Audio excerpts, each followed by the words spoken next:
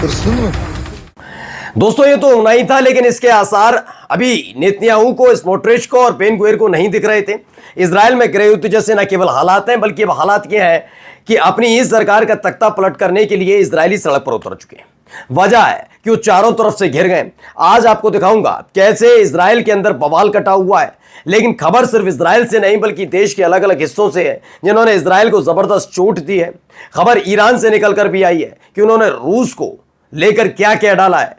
ये रूस के लिए झटका है या झटका अमेरिका के लिए है।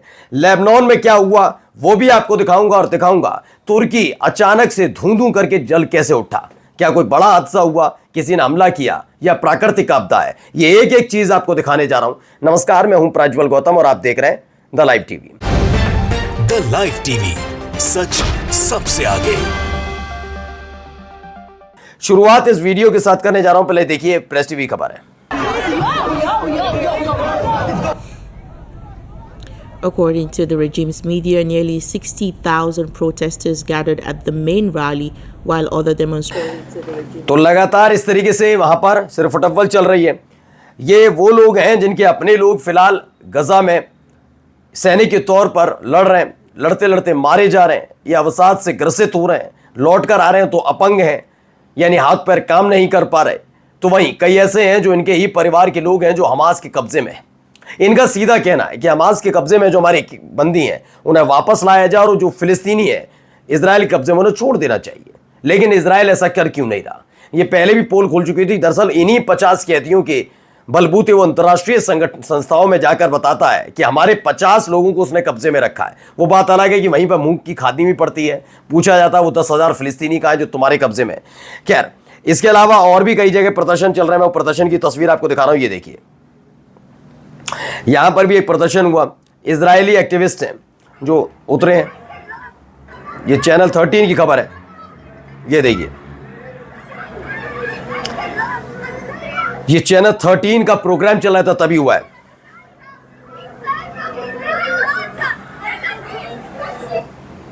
तो क्या प्रोग्राम चल रहा था? चैनल 13 जो इजराइल का चैनल है उसका लाइव ब्रॉडकास्ट चल रहा था।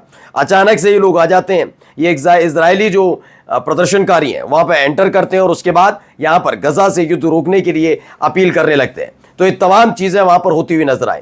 लेकिन खबर सिर्फ इतनी ही नहीं, इसके आगे का देखिए। Get out of Gaza, Israeli protesters storm Big Brother, anti war rally hits Trump Tower. Trump Tower के सामने पहुंचे और बिग ब्रदर यानी कि आप समझ गए होंगे इजराइल के बड़े भाई यानी ट्रम्प को जबरदस्त झटका दिया। उन्होंने कहा गजा से बाहर निकल जाओ। ये इजरायली प्रोटेस्टर्स हैं जो वहां पर इकट्ठा होकर अब विरोध प्रदर्शन पर उतर आए। चलिए कुछ और तस्वीरें मैं आपको दिखाने जा रहा हूं। ये क्या हो रहा है देखिए, न केवल यहां बल्कि अलग अलग जगह। ये जिनेवा में हुआ है। ये डॉक वर्कर्स हैं जो इकट्ठा होते हैं और इन्होंने सऊदी अरब के एक शिप को घेर लिया। 7 अगस्त की ये खबर है और इसमें refusing to load weapons for Israel जाने वाले हथियारों को लोड करने से इनकार कर दिया। उन्होंने कहा we don't work for war, हम युद्ध के लिए काम नहीं करते। ये कौन लोग हैं? इससे पहले आपको मैंने ग्रीस की भी दिखाई थी, कहां से वे कैसे वहां से खदेड़ दिए गए। अलग अलग जगह से ऐसे ही खबरें निकल कर आ रही हैं। जहां जहां भी ऐसे शिप पाए जा रहे हैं जो सीधे इजराइल जा रहे हो, खास तौर पर उसमें बारूद या हथियार रखे हैं, तो वहां के डॉक वर्कर्स यानी कि जो बंदरगाह पर काम करने वालों के लोग हैं जो जिन पर जिम्मेदारी होती है कि कोई भी सामान चढ़ाना उतारना है शिप पर, ये इन्हीं का काम होता है। वो न केवल इसका विरोध कर रहे हैं बल्कि किसी को करने भी नहीं दे रहे हैं। ये हालात है, यानी हथियारों की कमी अब इजराइल को आने वाले दिनों में हो सकती है क्योंकि उनके सहयोगी देशों के यहां लगातार ऐसा विवाद हो रहा है। अब आइए, האירופאים רוצים מדינה פלסטינית, יש בירדן. ירדן גדולה. חשבתי בלונדון ובפריז. לא, אפשר באזור גם. סטייט סולושן, יש שם... दरअसल प्रेस टीवी खबर है, इसमें बताया गया कि ये चैनल पर बैठकर बात हो रही है। बताया गया यूरोपियन कंट्रीज जो है उन्होंने सपोर्ट कर दिया है फिलिस्तीन को और met with fierce reaction inside the Israeli regime. बताया गया कि जैसे ही यूरोप की कंट्रीज ने, यूरोप के अलग अलग देशों ने फिलिस्तीन को मान्यता देने का ऐलान किया, उन्होंने कहा हम तो मान्यता देंगे सितंबर में। उसके बाद अलग अलग रिएक्शंस निकल कर कहां से आ रहे हैं? ये खास तौर पर इजराइल के अंदर से निकल कर आ रहे हैं। लोग नाराज नजर आ रहे हैं। ये बताइए, हर तरफ से इजराइल की थूथू हो रही है, लोग नाराज चल रहे हैं इसी बात को लेकर। अब देखिए खबर क्या है, गजा से 47 लोग और 40 एड सीकर्स ये मारे गए गजा के अंदर। इजराइल ने एक ज़बरदस्त एयर स्ट्राइक किया जिसमें 47 फिलिस्तीनियों के साथ साथ 40 ऐसे लोग थे जो एड सीकर्स थे, उनको भी मार दिया गया। ये खबर निकल कर आई।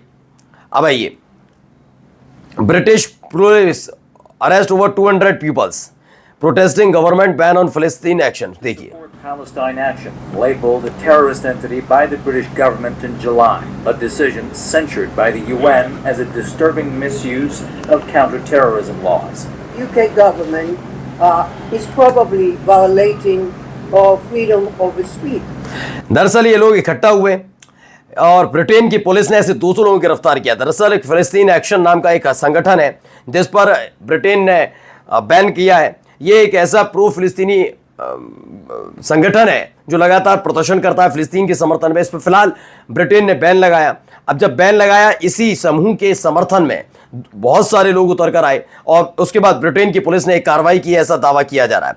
अब आइए, एक ईरान से खबर निकली, विद और without Russia Iran will block American corridor in caucus. ये बताया गया। अब बताइए, उन्होंने कह दिया रूस हमारे साथ है या नहीं, हमें फर्क नहीं पड़ता, लेकिन हम ये हमला जारी रखेंगे, मतलब हम तैयार बैठे हुए हैं।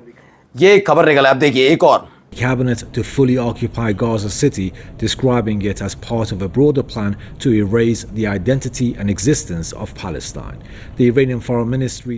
तो प्रेस टीवी खबर है, ईरान ने जबरदस्त तरीके से इस पर हमला बोला है। जो अभी ऐलान किया गया था कि इजराइल की नेसेट यानी संसद में वहां के राष्ट्रपति ने कहा कि गजा पर पूरी तरह से कब्जा कर लिया जाए और उसके बाद तैयारियां चल रही हैं। इसको लेकर ईरान ने कहा ये पूरी तरह से गलत है। ये एक तरीके से धमकी ईरान की तरफ से दी गई है कि अगर गजा पर कब्जा करने का प्रयास इजराइल की तरफ से किया गया तो उसके गंभीर परिणाम भुगतने होंगे, ये स्पष्ट कर दिया गया है। वही देखिए एक और खबर, Israel ordnance kills 6 soldiers, injuries several in southern Lebanon. तो लेबनान में 6 इनके इजरायली सैनिक मारे गए जब एक जबरदस्त धमाका हुआ। और ये हिजबुल्लाह ने अटैक नहीं किया, ये अपने ही कर्मों की वजह से खुद मारे गए। वहीं ट्यूनीशिया में भी जबरदस्त प्रोटेस्ट चल रहा है। देखिए, ट्यूनीशियंस ने प्रोटेस्ट किया किसके खिलाफ? लेबनान गवर्नमेंट के खिलाफ, जिसमें लेबनान की गवर्नमेंट हिजबुल्लाह पर दबाव बना रही है कि वो हथियार छोड़ दे इसके खिलाफ। वहीं की ये जो ट्यूनीशिया के लोग हैं वो उतर आए, उन्होंने कहा ये पूरी तरह से गलत है, जिस पर दबाव बनाना चाहिए उस पर दबाव नहीं बनाया जा रहा, और जिस पर नहीं बनाना चाहिए और साथ देना चाहिए वहां पर लगातार उनके खिलाफ बोला जा रहा। अब चलिए एक और खबर देखिए, ये बेतहाशा आप आसमान में उठता हुआ धुआं देख सकते हैं, धुएं की लपटें, इस लपटों से समझ सकते हैं ये हालत क्या है, कितनी भीषण आग होगी, कहां लगी मैं बताऊंगा, लेकिन फिलहाल वीडियो देखिए। तो ये तुर्की में आग लगी है, कैनकैलाइस में आग लगी और कहा जा रहा है ये आग बहुत तेजी से जो फॉरेस्ट इलाके में लगी थी वो देखते ही देखते पहुंच रही है रिहायशी इलाके। एक और वीडियो, हड़कंप मचा हुआ है।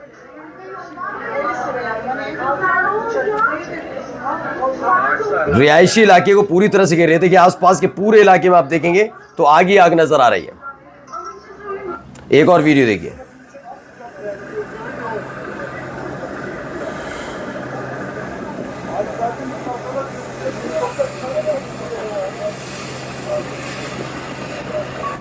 एक और वीडियो देखिए, ये तुर्की से निकली हुई वीडियो है। सोचिए किस तरह के हालात तुर्की के अंदर बने हुए हैं। वहां लगातार ये आग भयावह होती जा रही है, लोगों में दहशत है, कई लोग अपना घर छोड़ चुके हैं। दरअसल बताया गया था ये जो जंगली इलाका है, जंगल का इलाका, उससे जुड़ा हुआ जो फार्मलैंड है वहाँ पर आग लगी थी और अब देखते ही देखते रिहायशी इलाकों में आ गई है और इसने तपिश बहुत बढ़ा दी है, वहाँ की हालात ऐसे पैदा कर दिए। यानी एक तरफ बहुत बड़े बड़े दावे होते रहे ये तमाम चीज़ें, और दूसरी तरफ आपदा खास तौर पर उन देशों को ही निशाना क्यों बना रही है जो गजा में चल रही इस पूरे नरसंहार पर चुप्पी साध कर बैठे रहे। नमस्कार।